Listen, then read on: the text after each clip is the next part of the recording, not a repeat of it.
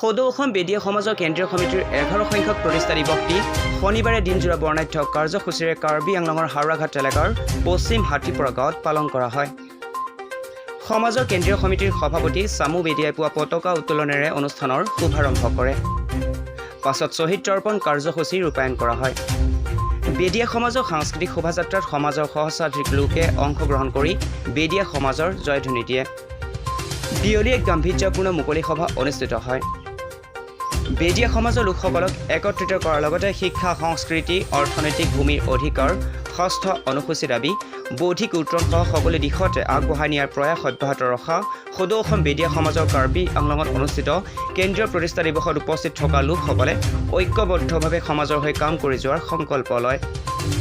সভাত অসম বীজ নিগমৰ উপাধ্যক্ষ পৱন বেদিয়া, আদিবাসী শান্তি চুক্তি স্বাক্ষৰ সমিতিৰ সাধাৰণ সম্পাদক বলদেৱ তেলীসহ কেইবাগৰাকীও গণ্যমান্য ব্যক্তিয়ে সভাত গুৰুত্বপূৰ্ণ বক্তব্য ৰাখে।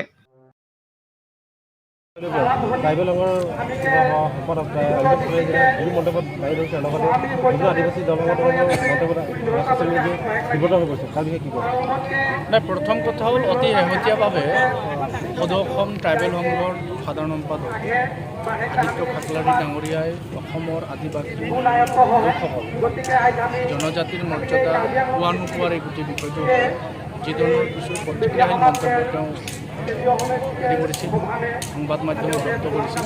সেই প্ৰতিক্ৰিয়াশীল মন্তব্যৰ প্ৰতিক্ৰিয়া ইতিমধ্যে সমগ্ৰ অসমত অব্যাহত আছে। আমি কেতিয়াও নিবিচাৰোঁ অসমৰ জনজাতীয় ৰাইজ আৰু বৃহত্তৰ আদিবাসী সমাজৰ লগত সামাজিক বান্ধোন আছে, যিটো ভাতৃত্বভাৱ আছে, সেই সামাজিক বান্ধোন আৰু ভাতৃত্বভাৱত বা ভাতৃত্ববোধত কোনোদিন ক্ষতি হয়। আমি সদায় সকলো জনগোষ্ঠীৰ মাজত যাতে আমাৰ এনাজৰীবিলাক শক্তিশালী হয়, কটকটীয়া আমি তাক কামনা কৰিছোঁ। আদিত্য খাকলাৰী ডাঙৰীয়াই আগবঢ়োৱা মন্তব্যৰ পৰৱৰ্তী সময়ত তেখেতৰ মন্তব্যৰ অসমৰ বিভিন্ন আদিবাসী জনগোষ্ঠীক প্ৰতিনিধিত্ব কৰা সংগঠনবিলাকৰ নেতাবিলাকে বৰ্তমানলৈকে দি আছে। তদ্ৰূপ অন্যান্য যিখিনি জনগোষ্ঠীৰ কথা তেখেতে কৈছে, আহোমসকলৰ বিষয়ে কৈছে, চুতীয়াসকলৰ বিষয়ে কৈছে, কোচ ৰাজবংশীসকলৰ বিষয়ে কৈছে, মৰাণ মটকৰ বিষয়ে কৈছে, তেওঁবিলাকো নিৰ্দিষ্ট সময়ত মূৰে মূৰে তেওঁলোকো বিভিন্ন ধৰণৰ প্ৰতিক্ৰিয়া দি আছে। কিন্তু আদিত্য খাকলাৰীৰ মন্তব্যৰ পৰৱৰ্তী সময়ত অন্যান্য তেওঁৰ যিবিলাক অনুগামী আছে বা তেওঁৰ সমৰ্থক যিসকল আছে, তেওঁলোকে যিবিলাক কথা কৈছে, কিছুমান হিষ্ট্ৰীৰ কথা কৈছে, অসম আদিবাসী লোকসকলক বণ্ডেড লেবাৰ হিচাপে, কণ্ট্ৰেক্টুৱেল লেবাৰ হিচাপে অসমত অনা হৈছিল। ব্ৰিটিছে তেওঁলোকক আনিছিল। ব্ৰিটিছে অনাৰ পাছত তেওঁলোকৰ বণ্ডেড লেবাৰৰ এগ্ৰিমেণ্টৰ সময়টো উকলি যোৱাৰ পাছত তেওঁলোক ঘূৰি গুচি যাব লাগে, এইটো তেওঁলোকৰ নিয়ম। বা এতিয়াও তেওঁলোক অসমৰ পৰা গুচি যাব লাগে। অসমৰ খিলঞ্জীয়া ভূমিপুত্ৰ নহয়, তেওঁলোক বহিৰাগত প্ৰব্ৰজনকাৰী। এই ধৰণৰ কথাবিলাক কৈ আমাৰ যোনটো শান্ত সমাহিত আদিবাসী সমাজ আছে, তাক তেওঁলোকে আচলতে জোকাই লোৱা হৈছে। যেনেকৈ বাঘৰ নাকত যেনেকৈ খজুৱাই দিয়া, ঠিক আদিবাসী সমাজক তেওঁলোকে খজুৱাই দিছে। এই কামটো তেওঁলোকে পাৰ্টিকুলাৰ এটা ইছ্যুৰ ওপৰত মন্তব্য দিয়ক, আমাৰ তাত ক'ব লগা নাই। কাৰণ জনজাতীয় লোকসকলৰ তেওঁলোকৰ জনজাতীয় যিবিলাক অধিকাৰ আছে, ট্ৰাইবেল ষ্টেটাছ পোৱা লোকসকলৰ তেওঁলোকৰ যিখিনি কনষ্টিটিউশ্যনেল ৰাইট আছে, সেইবিলাক সুৰক্ষিত হওক, সেইবিলাক বস্তুৰ ক্ষেত্ৰত তেওঁলোকে কাম কৰক, কথা পাতক, তাত আমাৰ ক'বলগীয়া নাই। আমি কৈছোঁ যে ভাৰতৰ সংবিধানৰ নিয়ম অনুসৰি 1950 চিভিল ট্ৰাইবছ অৰ্ডাৰ মতে 342 আৰ্টিকুলত কি কোৱা হৈছে? 342 আৰ্টিকুলত কোৱা হৈছে যে যিসকল লোক আইচলেটেড, যিসকল লোক ছ'চিঅ' ইকনমিকেলি বেকৱাৰ্ড, যিসকল লোক সামাজিকভাৱে নিজৰ মাজতে সীমাবদ্ধ হৈ আছে, যিসকলৰ ভাষা, পৰম্পৰা, সংস্কৃতি ইত্যাদি ট্ৰেডিশ্যনেল আজিও আছে, তেওঁৰ বৈশিষ্ট্যবিলাক অসমৰ আদিবাসী সমাজত এতিয়া বিৰাজমান। গতিকে বিৰাজমান হৈ থকা অৱস্থাত কেন্দ্ৰীয় ৰাজ্য চৰকাৰে মাজত ৰাখিছে। আৰু এই বিষয়টো যিহেতু গুৰুত্বপূৰ্ণ এটা বিষয় আৰু ইয়াৰ গুৰুত্ব আছে আৰু এই মানুহখিনি পাব পৰা যোগ্যতা আছে বুলিয়েই ইতিমধ্যে স্বাক্ষৰ হোৱা আদিবাসী শান্তি চুক্তিৰ প্ৰথম যিটো দফা আছে, এই দফাতে চিডুলিঙৰ বিষয়ে দুটাকে সন্নিৱিষ্ট কৰা হৈছে। অৰ্থাৎ কেন্দ্ৰীয় ৰাজ্য চৰকাৰে তেওঁলোকে বিভিন্ন পৰ্যায়ত ষ্টাডি কৰি পেলাই, বিভিন্ন ৰিপৰ্টবিলাক কালেক্ট কৰি পেলাই, বিভিন্ন অনুষ্ঠান প্ৰতিষ্ঠানৰ লগত কথা বতৰা পাতি শেহতীয়াভাৱে অতি শেহতীয়াকৈ যিটো আদিবাসী শান্তি চুক্তি স্বাক্ষৰ 5টা বিদ্ৰোহ হৈছে, সেই চুক্তিৰ প্ৰথম যিটো দফা, তাতে কোৱা হৈছে যে পৰ্যায়ক্ৰমে আদিবাসীসকলক, অসমৰ আদিবাসীসকলক চিডুল ট্ৰাইব আৰু চিডুল কাষ্টৰ যিটো মৰ্যাদা বিচাৰ বিবেচনা কৰি বিভিন্ন ধৰণৰ ৰিপৰ্টবিলাক ৰিকমেণ্ডেশ্যন কৰি কেন্দ্ৰীয় ৰাজ্য চৰকাৰে ইয়াক চেটেল কৰাৰ এটা সমাধা কৰাৰ এটা ব্যৱস্থা কৰিবলৈ গৈ আছে। আমি আশা কৰোঁ চৰকাৰে স্বাক্ষৰ কৰা অসমৰ 5টা বিদ্ৰোহী সংগঠনৰ লগত ভাৰত চৰকাৰ, অসম চৰকাৰে স্বাক্ষৰ কৰা আদিবাসী শান্তি চুক্তিৰ মাধ্যমেদি অসমৰ আদিবাসী ৰাইজে পাব লগা তেওঁলোকৰ সাংবিধানিক অধিকাৰ তেওঁলোকে এক্সটেণ্ড কৰক দিয়ক। আদিবাসী বা ট্ৰাইবেল সংঘৰ কথা বতৰা আমি মাথা মৰা নাই, আমি গুৰুত্বই দিয়া নাই, কাৰণ তেওঁৰ কথাত গুৰুত্ব দিবলগীয়া বিশেষ একোৱেই নাই। আমিতো হাৱাত ভাবি আছোঁ। তেওঁ কি কৈছে কৈ থাকক, তেওঁৰ মনৰ কথা কৈছে কওক, তেওঁৰ সমৰ্থন কৰি তেওঁলোকৰ মনৰ ভ্ৰাছ ওলাইছে, খং ওলাইছে, সংকীৰ্ণতাটো বহি কৈ থাকক, তাত আমাৰ একোৱেই নাই। আমি কৈছোঁ যে একৰ্ডিংলি আমি ভাৰতীয় সংবিধানৰ মতে আমি ইয়াৰ পূৰ্বৰ মানুহ এইটো নতুনকৈ কৰাৰ প্ৰয়োজন নাই। আৰু আমি ব্ৰিটিছৰ পিৰিয়ডৰ কথাটো আমি নকওঁ, ব্ৰিটিছৰ পিৰিয়ডত অসম কোনো পৰাধীন আছিল। 1826 24 অক্টোবৰ ট্ৰিটি অফ ইয়াণ্ডাবুৰ পাছত সন্ধিৰ পাছত অসম ভাৰতৰ লগত চামিল হৈছে বুলি কোৱা হৈছে। এই কথাবিলাকত বহুত কণ্ট্ৰভাৰ্চি আছে, আমি এইখিনিলৈ যাব নিবিচাৰোঁ। কাৰণ আমি কুৰুক্ষেত্ৰৰ ৰণৰ কথা যদি কওঁ, পৰশুৰাম কুণ্ডৰ কথাবিলাক যদি ক'বলৈ যাওঁ, আমাৰ নৰকাসুৰৰ মানে কামাখ্যা মন্দিৰৰ কথাবিলাক যদি ক'বলৈ যাওঁ, তেতিয়াহ'লে 1826 আগৰ ঘটনা এইবিলাক হয়। এইবিলাক কথা যদি আমি ক'বলৈ যাওঁ, বেলতলা নামৰ ঠাইটোত আজিও চাওতাল মানুহৰ সংখ্যা সৰ্বাধিক আছে, আজিও চাওতাল ৰেচিডেঞ্চ মানুহ তাতে আছে। এই কথাবিলাক ক'বলৈ গ'লে ঢেৰ কিবা কিবি কাহিনী হ'ব, বহুত ঐতিহাসিক কথাবিলাক আহিব। আমি সেইবিলাকত গৈ আমি এই বিতৰ্কৰ মাজত লৈ যাব বিচৰা নাই। আমি চৰকাৰৰ এটা আহ্বান জনাম, ট্ৰাইবেল অংগৰ লোকসকলক আমি আহ্বান জনাম, আদিবাসী সমাজক প্ৰতিনিধিত্ব কৰা প্ৰত্যেকটা দল সংগঠনৰ মুৰব্বীয়া তেওঁলোকৰ লিডাৰসকলক আহ্বান জানো যাতে বিষয়টো আমি সংযতভাৱে দুয়োটা জনগোষ্ঠীৰ মাজত আমাৰ মাজত থকা যিটো পূৰ্ণ ৰাখি পেলাই যুক্তিপূৰ্ণ বিষয়বিলাক আমি উপস্থাপন কৰিব লাগে। বিতৰ্কিত কথাকৈ আমাৰ মাজত বঢ়াই ল'ব নালাগে, ভাই ভাই হৈ থাকিব লাগে। আৰু সাংবিধানিক অধিকাৰবিলাক ভাৰতৰ সংবিধান, ভাৰত চৰকাৰে প্ৰদান কৰিব। আমি চৰকাৰক যিমান পাৰোঁ আমাৰ পৰিকল্পনা আমি হেঁচা প্ৰয়োগ কৰাৰ কামত আমি আত্মনিয়োগ কৰিব লাগে। মই এইখিনি কথা আহ্বান জনাইছোঁ।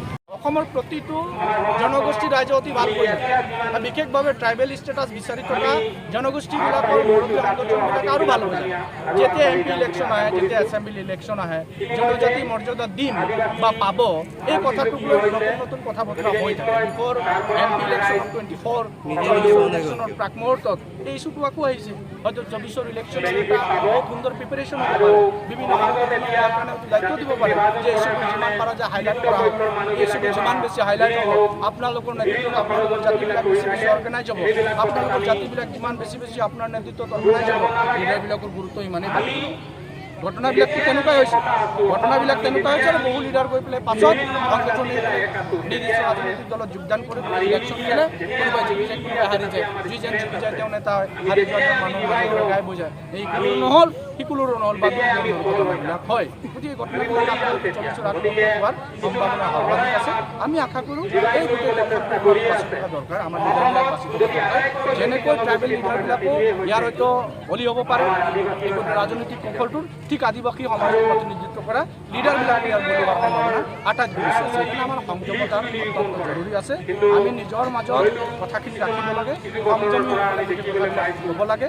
ইটোৱে গালি গালাজ কৰি ভয় ভাবো কি দম চম দি লাভ নহয়। আমি ভাই আছিলোঁ, ভাই থাকিব লাগে ভৱিষ্যতে। পোনপ্ৰথমে মই সদৌ অসম বেদিয়া সমাজ কেন্দ্ৰীয় সমিতিৰ তৰফৰ পৰা অসমবাসীক নমস্কাৰ আৰু জোহাৰ জনালোঁ। আৰু আজি সদৌ অসম বেদিয়া সমাজ কেন্দ্ৰীয় সমিতিৰ 11তম প্ৰতিষ্ঠা দিৱস, কেন্দ্ৰীয় প্ৰতিষ্ঠা দিৱস। আৰু এই প্ৰতিষ্ঠা দিৱস উদযাপন আমি কেন্দ্ৰীয় ভিত্তিত কাৰ্বি আংলং জিলাৰ হাওৰাঘাটৰ পশ্চিম হাতীৰপৰা মধ্য ইংৰাজী বিদ্যালয় খেলপথাৰ প্ৰাংগণত এদিনীয়া কাৰ্যসূচীৰে অনুষ্ঠিত কৰিছোঁ। আৰু আমাৰ এই অনুষ্ঠানত অসমৰ বিভিন্ন জিলাৰ পৰা আমাৰ বেদিয়া সমাজৰ জাতি দলে বলে আহি এই অনুষ্ঠানত অংশগ্ৰহণ কৰিছে। আৰু আমাৰ এদিনীয়াৰ যি কাৰ্যসূচী, এই কাৰ্যসূচীৰ মতে প্ৰথমতে আছিলে পতাকা উত্তোলনৰ পিছত শ্বহীদ তৰ্পণৰ পিছত সাংস্কৃতিক শোভাযাত্ৰা। আৰু এই সকলোবিলাক কাৰ্যসূচী সুকলমে পাৰ হৈছে। বৰ্তমান আমাৰ চলি আছে মুকলি সভা। আৰু এই মুকলি সভাত আমি আমন্ত্ৰণ জনাইছোঁ অসম বীজ নিগম লিমিটেডৰ উপাধ্যক্ষ মাননীয় পৱন বেদিয়াদেৱ আমাৰ মাজত উপস্থিত আছে। আদিবাসী শান্তি চুক্তি ৰূপায়ণ সমন্বয় ৰক্ষী সমিতিৰ কেন্দ্ৰীয় সমিতিৰ সাধাৰণ সম্পাদক বলদেৱ তেলিদা উপস্থিত আছে। ঠিক তেনেকৈ বিভিন্ন ধৰণৰ গণ্য মান্য ব্যক্তিসকল আজিৰ এই সভাত উপস্থিত আছে। আজি আমি এই সভাৰ জৰিয়তে, এই অনুষ্ঠানৰ জৰিয়তে আমি বাৰ্তা পঠাব বিচাৰোঁ যে আমাৰ বেদিয়া সমাজ আমি অসমত বহুত দিন ধৰি ইয়াতে অসমত আমি বসবাস কৰি আহিছোঁ। অসমৰ জলবায়ু, পানী, মাটি, বায়ুৰ লগত আমি মিলি গৈ অসমীয়া সংস্কৃতিৰ লগত জড়িত হৈ অসমীয়া জাতি গঠন প্ৰক্ৰিয়াত আমি বিশেষ অৰিহণা যোগাই আহিছোঁ। গতিকে আমাৰ কথা হ'ল কি, আমাৰ গোটেই অসমত বেদিয়া সমাজসমূহ এক হ'ব লাগিব, এটা মঞ্চৰ তলত আহিব লাগিব। আমাৰ বিভিন্ন সমস্যাসমূহ আছে, সেই সমস্যাসমূহ আমি সমাধান কৰাৰ কাৰণে একমত হ'ব লাগিব। আমাৰ বিভিন্ন সমস্যাৰে আমি জৰ্জৰিত হৈ আছোঁ। অসমত আদিবাসী চাহ জনগোষ্ঠী গ'লে প্ৰায় 108টা সমাজ আছে বা জাতি জনগোষ্ঠী আছে, যেনেকৈ গোৱালা, পানিকা, বেদিয়া, কৰ্মী এনেকৈ। ঠিক তেনেকৈ বেদিয়াও এটা এই 108টাৰে ভিতৰত এটা জাতি হয়, সমাজ হয়। আৰু এই বেদিয়া সমাজটো শিডিউল ট্ৰাইব কেটেগৰীত পৰে। আমি যি এটা RGIৰ এটা ৰেকৰ্ড পাইছোঁ, এই RGIৰ পৰা আমি যিটো ৰেকৰ্ড পাইছোঁ যে অসমৰ আদিবাসী চাহ জনগোষ্ঠীৰ যি 108টা সমাজসমূহ আছে, তাৰ ভিতৰত 36টা সমাজে শিডিউল ট্ৰাইবৰ যি আমাৰ বৈশিষ্ট্য থাকে সেইটো থাকিব লাগে বা শিডিউল ট্ৰাইব ST পাব লাগে। সেই 36টাৰ ভিতৰত আমি বেদিয়া সমাজো আছোঁ। গতিকে আমাৰ এইটোৱে দাবী যে অসম চৰকাৰ তথা কেন্দ্ৰীয় চৰকাৰে আমাৰ এই জনজাতিকৰণৰ বিষয়টোক লৈ তৎপৰতা দেখুৱায়। এই বিষয়টো ইতিমধ্যে লোকসভাত তেখেতৰ যি অৱদান, সেই অৱদানৰ প্ৰতি সন্মান জনাই অসমৰ যি চাহ বাগিচা অঞ্চলত আদি উচ্চ মাধ্যমিক বিদ্যালয়সমূহ স্থাপন কৰা হৈ আছে, সেই উচ্চ মাধ্যমিক বিদ্যালয়সমূহৰ এখন উচ্চ বিদ্যালয়ৰ নাম শ্বহীদ কুলদা বেদিয়া নামেৰে নামাকৰণ কৰিলে আমি নথৈ আনন্দিত হ'ম। আৰু এটা বিষয় আমি ক'ব বিচাৰোঁ, ভাৰতৰ স্বাধীনতা আন্দোলনত বহুতো বীৰ বীৰংগনাই নিজৰ দেশৰ কাৰণে আত্মবলিদান দিছিলে। বহুতো শ্বহীদসকলৰ বিষয়ে আমি পঢ়িবলৈ পাওঁ, ইতিহাসত তেওঁলোকৰ নাম আছে। কিন্তু আমাৰ বেদিয়া সমাজৰো যে এজন বীৰ আছিলে, তেখেতৰ নাম হৈছে শ্বহীদ জিতৰাম বেদিয়া, যিজনে ব্ৰিটিছৰ বিৰুদ্ধে যুঁজ দি তেখেতৰ জীৱন আত্মবলিদান দিছিলে, শ্বহীদ হৈছিলে। গতিকে তেখেতৰ সন্মানাৰ্থে আমাৰ এই আদৰ্শ বিদ্যালয়সমূহ যে হৈ আছে, তাত শ্বহীদ জিতৰাম বেদিয়াৰ নামাকৰণেৰে এটা উচ্চ মাধ্যমিক বিদ্যালয় হ'ব লাগে। আৰু তেখেতৰ পাৰিলে এটা প্ৰতিমূৰ্তি আমি অসমৰ কেন্দ্ৰ আপোনাৰ দিছপুৰ অঞ্চলত বা আমাৰ আদিবাসী তথা বেদিয়া সমাজৰ বসতি অঞ্চলত এটা প্ৰতিমূৰ্তি যদি স্থাপন হয়, তেনেহ'লে আমি বহুত আনন্দিত হ'ম। গতিকে এইবিলাক আমাৰ সমস্যা আছে, আমি আপোনালোকৰ জৰিয়তে জনালোঁ। আৰু এটা কথা আপোনালোকে জানে যে আদিবাসী শান্তি চুক্তি যি ঐতিহাসিক শান্তি চুক্তি হৈ গৈছে, তাৰ কাৰণে আমি অসম চৰকাৰ, কেন্দ্ৰীয় চৰকাৰক বেদিয়া সমাজৰ ফালৰ পৰা অশেষ আন্তৰিকতাৰে অভিনন্দন আদৰণি জনাইছোঁ। আৰু আমি যোৱা কেবিনেটতো আমি গম পাইছোঁ যে এই চুক্তিৰ কেইবাটাও দফা কাৰ্যকৰীকৰণ কৰিবলৈ আগবাঢ়িছে চৰকাৰে। গতিকে আমি চৰকাৰক বহুত আদৰণি বা অভিনন্দন জনালোঁ। আমাৰ কথা হ'ল যে এই চুক্তিৰ প্ৰতিটো দফা অতি শীঘ্ৰে ৰূপায়ণ হ'ব লাগে। আৰু এই যি শান্তি চুক্তি, আদিবাসী শান্তি চুক্তি, এই শান্তি চুক্তিৰ জৰিয়তে প্ৰকৃতাৰ্থত এই আদিবাসী সমাজৰ উন্নতি হ'ব লাগে বিভিন্ন দিশত। তো এইবিলাক বিষয়ে আপোনালোকক আমি অৱগত কৰালোঁ।